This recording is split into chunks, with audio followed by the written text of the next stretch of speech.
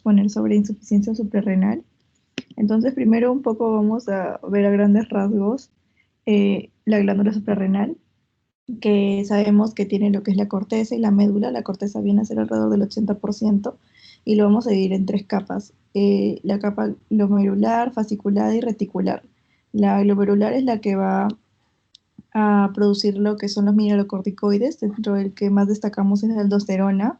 La fasciculada, por su parte, los glucocorticoides, dentro de ellos el importante el cortisol, y la reticular, eh, los andrógenos, como el DHEA, y bueno, la médula, que es alrededor del 20% de la glándula, va a producir las catecolaminas.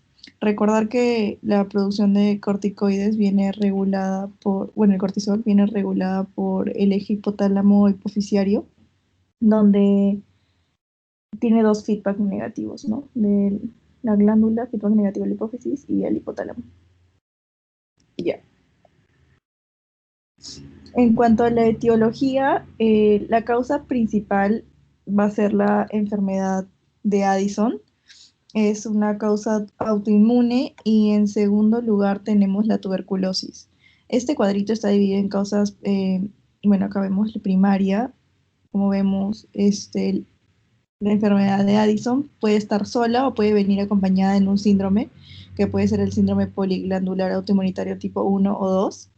El uno es generalmente por una mutación de un gen ya conocido, es autosómica recesiva, se presenta más en la infancia y está asociada, bueno, evidentemente, a Addison, candidiasis mucocutánea e hipoparatiroidismo. El síndrome poliglandular autoinmunitario tipo 2 también incluye a Addison y lo asocia con diabetes mellitus tipo 1 e hipotiroidismo autoinmune. Se presenta más en adultos jóvenes, generalmente mujeres, y eso está relacionado a un gen desconocido todavía. Bueno, como mencioné, por ejemplo, en Perú es importante destacar como causa la tuberculosis porque es bien prevalente acá en nuestro país.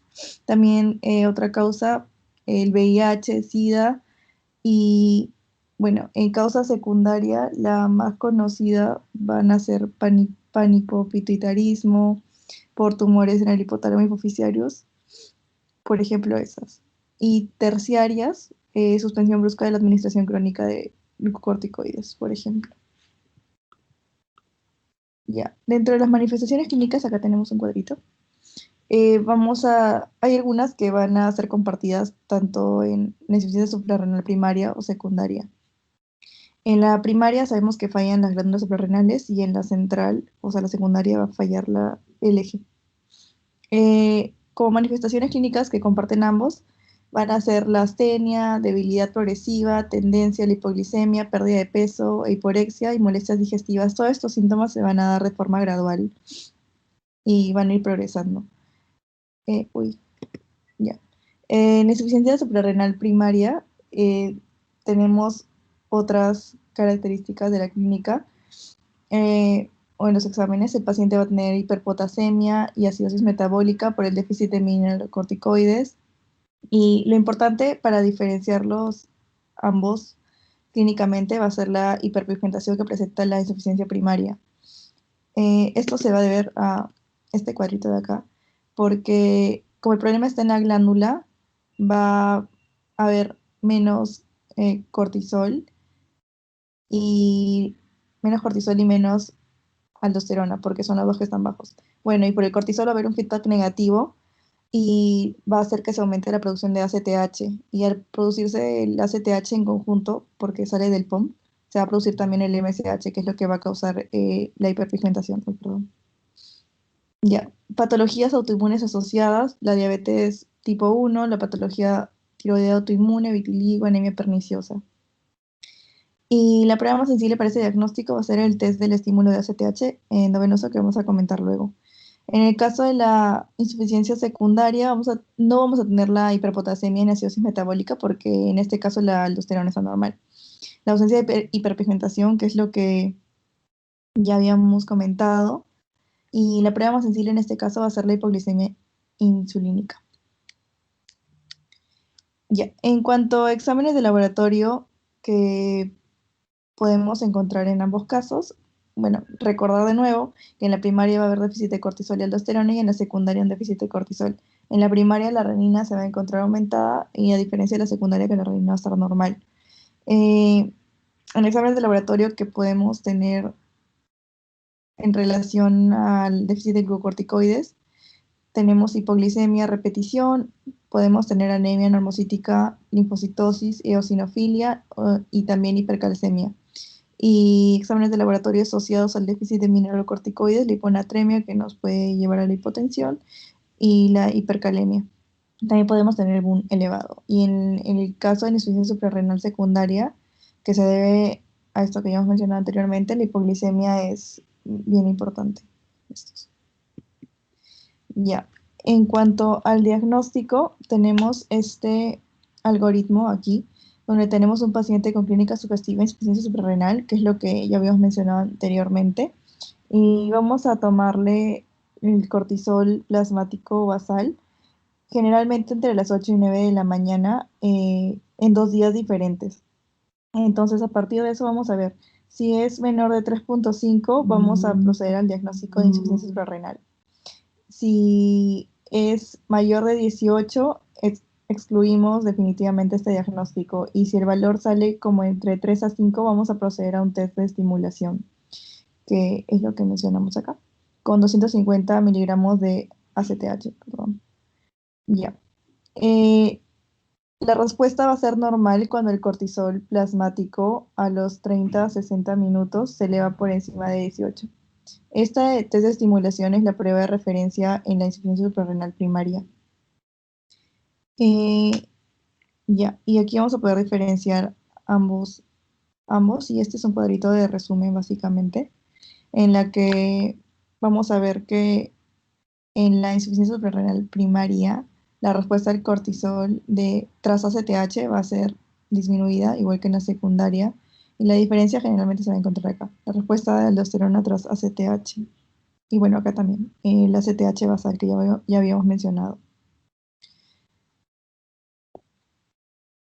Y en la insuficiencia suprarrenal secundaria, también otro examen que consideran, que habíamos mencionado que es de referencia en estos casos, es la hipoglicemia insulínica, que se va a administrar insulina y, bueno, para conseguir una glicemia de 35 o menos y un cortisol mayor de 20 va a descartarnos una insuficiencia suprarrenal secundaria.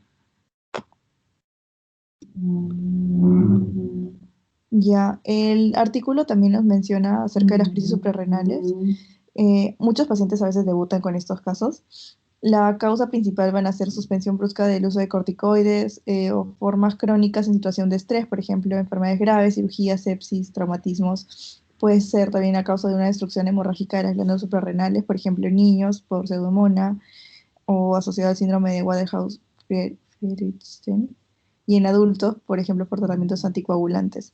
La clínica puede ser shock o síntomas inespecíficos, igual dolor abdominal, anorexia, náuseas, vómitos, letargia, fiebre, coma y muerte. O sea, esto es algo que tenemos que tratar inmediatamente en los pacientes. El artículo nos menciona cómo hacer un diagnóstico de un paciente que sospechamos de una crisis de insuficiencia adrenal. Vamos a tomarle pruebas de análisis de sodio, potasio y bicarbonato, el cortisol plasmático, que ya había mencionado que es importante para el diagnóstico. Eh, y podemos también hacerle una prueba de estimulación con los 250 miligramos administrados endovenosamente y luego medimos al cabo de 30 minutos. Ya. La crisis de insuficiencia adrenal es muy improbable si el cortisol basal total es mayor de 20 y si el cortisol post la administración de corticotropina es mayor de 20 también. Vamos a descartarlo. Para el tratamiento de estas situaciones, bueno, el manejo va a ser el diagnóstico, como vimos anteriormente, que tiene que ser rápido. Y lo que vamos a hacer es la hidratación, principalmente la hidratación, como mencioné acá, con infusión, que puede ser de cloruro de sodio o glucosa al 5%, o, no, perdón, no, y además se le tiene que aplicar los bolos de hidrocortisona, 100 miligramos endovenosos STAT. Eso es lo principal. Y bueno, luego vamos a ir viendo las causas de por qué se dio esa crisis. Y en el caso de tratamiento de la insuficiencia suprarrenal primaria o secundaria, como mencionamos, la primaria va a tener déficit de ambos, de los glucocorticoides y los mineralocorticoides, por lo tanto hay que reponer los dos. Un detalle, me olvidé aquí, cuando aplico 100 miligramos, esta ya es una dosis alta, por lo tanto ya no necesito aplicar los mineralocorticoides porque va también a ejercer esa actividad. Ya, ahora sí. En el caso de la insuficiencia suprarrenal primaria, vamos a reponer los dos. Hidrocortisona, más o menos 15 a 25 miligramos vía oral por 2 a 3 días.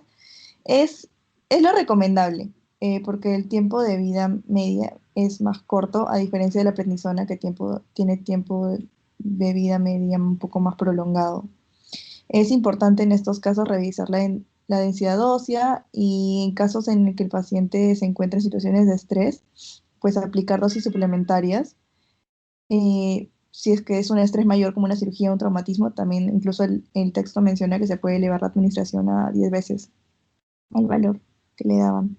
Eh, Verificar en esos pacientes porque hay efectos adversos como insomnio, irritabilidad y también es común la gastritis. Se aplica también la fludrocortisona en dosis más o menos de 100 a 150 miligramos en dosis única. Y en estos pacientes sí es bien importante tener la monitorización de la presión arterial, los electrolitos y la actividad de la renina plasmática. Efectos por el uso de la fludrocortisona, la hipocalemia, el edema, la hipertensión, la cardiomegalia y el ICC. Y en el caso de la insuficiencia suprarrenal secundaria, vamos a solo darle la hidrocortisona porque es lo, es lo único de lo que tiene déficit. Y ya, eso